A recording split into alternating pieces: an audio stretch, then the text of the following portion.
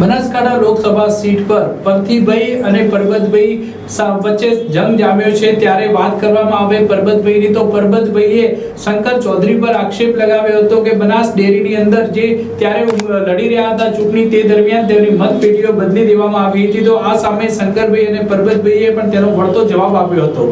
બનાસકાંઠાના લોકસભાની ચૂંટણીનો જંગ જામતો જાય છે ત્યારે કોંગ્રેસના ઉમેદવાર પરથી ભટોળે આજે એક વિસ્ફોટક નિવેદન આપ્યું હતું। બનાસ ડેરીની ચૂંટણી જે પ્રકારે થઈ હતી ત્યારે અગાઉની ચૂંટણીમાં શંકર ચૌધરી વર્તમાન ચેરમેન અને પૂર્વ ચેરમેન પરથી ભટોળ સામસામે હતા।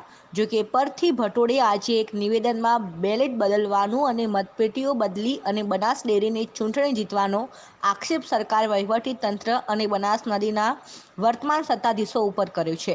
ત્યારે હવે ચૂંટણી હવે બનાસ ડેરી પર કેન્દ્રિત થતી હોય તેવું લાગી રહ્યું છે। તો બીજી તરફ બનાસ ડેરીના વર્તમાન ચેરમેન શંકર ચૌધરીએ પરથી ભટોળના આક્ષેપોને નકાર્યા હતા અને પરથી ભટોળ હાર માની ગયા છે। તેમની સાથે કોંગ્રેસમાં અસંતોષ છે। આયાતી અને પેરાશૂટ ઉમેદવાર તરીકે પરથી ભટોળને ગણાવ્યા છે। ત્યારે પરથી ભટોળ સામે પણ અગાઉ બનાસ ડેરીમાં ગેરરીતિઓ છે, જે મામલે બનાસ ડેરી તેમની સામે કાર્યવાહી પણ કરી શકે છે। ત્યારે પરથી ભટોળ હવે બેલેટ બદલવાનો, ઈવીએમની ખામીઓ કાઢવાના આક્ષેપ કરશે તો નવાઈ નહીં તેવું શંકર ચૌધરીએ નિવેદન કર્યું છે। બનાસ ડેરીના વર્ષોથી ડિરેક્ટર રહી ચૂકેલા અને ભાજપના વર્તમાન ઉમેદવાર પરબત પટેલે પરથી ભટોળે પોતાના મિત્ર ગણાવ્યા હતા। જો મિત્ર હોય એ મિત્રની સામે ના આવે એ પ્રકારની નિવેદનબાજી પરબત પટેલે કરી હતી। ત્યારે હવે પરબત પટેલને પરથી ભટોળના નિવેદનોમાં આક્ષેપ પ્રતિ આક્ષેપ વધતા જાય છે। બનાસ ડેરીમાં વર્ષોથી ડિરેક્ટર પરબત પટેલે આજે પરથી ભટોળના નિવેદન સામે અકળાયા હતા। પરથી ભટોળ અને પરબત પટેલ ઘણા વર્ષો સુધી બનાસ ડેરીમાં કામ કર્યું છે। ત્યારે મતપેટીઓ બદલવાની વાત હોય, બેલેટ બદલવાની વાત હોય કે પરથી ભટોળના કૌભાંડ હોય, જે બાબતે પરબત પટેલ અકળાયા તેનું મીડિયાનું મોઢું બંધ કરવાની કોશિશ કરી હતી। મીડિયાના સવાલોને પરબત પટેલે વાહિયાત ગણાવ્યા હતા।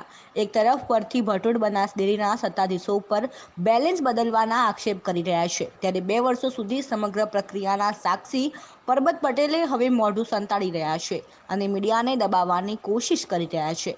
કોંગ્રેસના ઉમેદવાર પરથી ભટોળ બનાસ ડેરીના પૂર્વ ચેરમેન હતા, ત્યારે તેમની પર વર્તમાન મંત્રી હરિભાઈ ચૌધરીએ કરોડોના કૌભાંડનો આક્ષેપ કર્યા હતા। બરણીમાં હોય, જ્યાં ચા કાંડ હોય કે ભેંસોનું કૌભાંડ હોય, સમગ્ર મામલે આક્ષેપો થયા હતા અને જેને આજે બનાસકાંઠાના ખેડૂતોએ પણ આ આક્ષેપોને, આ વાતને સમર્થન આપ્યું હતું। ત્યારે જે પ્રકારે પરથી ભટોળ કોંગ્રેસના મહારથી તરીકે મેદાનમાં ઉતર્યા છે અને તેમની સામે પણ કરોડોના કૌભાંડના આક્ષેપો થઈ રહ્યા છે। બનાસકાંઠા લોકસભા ચૂંટણીમાં બનાસ ડેરી હવે પોઈન્ટ પર આવી છે।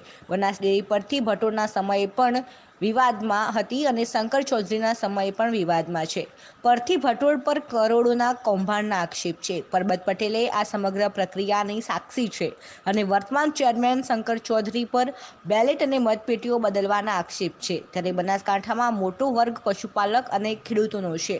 ત્યારે હવે આ નેતાઓને ખેડૂતોના વોટ લેવાના છે અને ખેડૂતોના પૈસે કૌભાંડ કરી અને ખરા અર્થમાં નેતાઓ ખેડૂતોને બદનામ કરી રહ્યા છે।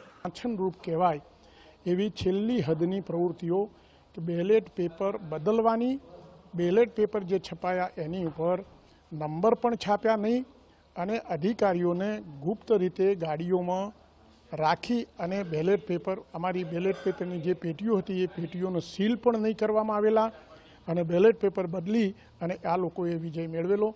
જે આજે એમના જ પૈકી, એમનાથી છૂટા પડેલા લોકો એમ ખુલ્લે આમ કહી રહ્યા છે કે અમે પાપ કર્યું હતું, અમે પાપ કર્યું હતું, અમે પાપ કર્યું હતું અને જિલ્લાના લોકો સારી રીતે જાણે છે। લડવાનું મિત્રો વચ્ચે ન હોય, હમે ત્યારે જ લડવાનું હોય। મિત્રતા હોય તો એક છોડી દે। અત્યારે મિત્રતાની વાત એટલા માટે નથી કે પરબતભાઈ મિત્ર એટલે તમે પરથીભાઈના બારામાં કીધું ને, પરથીભાઈ મને ક્યારેય ખબર નથી કે એ કોંગ્રેસમાં હોય। કોંગ્રેસ દરમિયાન કોઈ દાવા નીચેનો સંબંધ હતો નહીં એવું મારો વ્યક્તિગત માનવું છે। જ્યારે ભાજપમાં એમણે ટિકિટ માંગી ત્યારે મને એવું કીધું કે કોંગ્રેસ ટિકિટ આપશે તો પણ હું લડવાનું નથી। મેં એવું કીધું કે ભાઈ કોંગ્રેસમાં કંઈ વાત થાય છે। મારા મિત્ર હતા। જ્યારે ભારતીય જનતા પાર્ટીએ રાષ્ટ્રીય નેતાગીરી, પ્રદેશની નેતાગીરીને અમારી જિલ્લાની નેતાગીરી જ્યારે મારા નામની પસંદગી કરી, એના પછી પરથીભાઈએ કોંગ્રેસમાં ટિકિટ લીધી। એક બાજુ નરેન્દ્ર મોદીના પ્રતિનિધિ તરીકે ચૂંટણી મારે લડવાની છે, એક બાજુ રાહુલ ગાંધીના પાર્ટીના ઉમેદવાર તરીકે પરથીભાઈ લડે છે. મારી ટિકિટ ડિક્લેર થઈ ગયા પછી કોંગ્રેસે કેટલું મનોમંથન કર્યું, ચૂંટણી આપતા હતા. અત્યારે સમગ્ર કોંગ્રેસના આગેવાનો કાર્યકરોએ પણ જ્યારે પરથીભાઈનો આટલો વિરોધ કર્યો હોય અને છતાં એમણે ટિકિટ લાવી છે, ત્યારે મારી નામની મિત્રતા હોય તો એમણે લડવાનું છોડી દેવું જોઈએ. એટલે અત્યારે અમારા બે વચ્ચે કોઈ મિત્રતા હોય નહીં અને સમજવાની વાત પણ ન હોય. એટલે મિત્રો, આપણે તો નરેન્દ્ર મોદીના ઉમેદવાર તરીકે અહીંથી જવાનું છે અને જે મિત્રતાના સંબંધો સામે આવ્યા એટલે પૂરા થઈ ગયા કહેવાય. કહી શકાય કે ટિકિટની લાઈનમાં પરથીભાઈએ પરબતભાઈ પટેલની પીઠમાં ખંજર ભોગી. આ વાત કેવું છે કે મેં આજ સુધી પરથીભાઈને કેટલી મદદ કરી છે, વર્ષોથી એમને મદદ કરતો, એમનો ટેકેદાર હતો.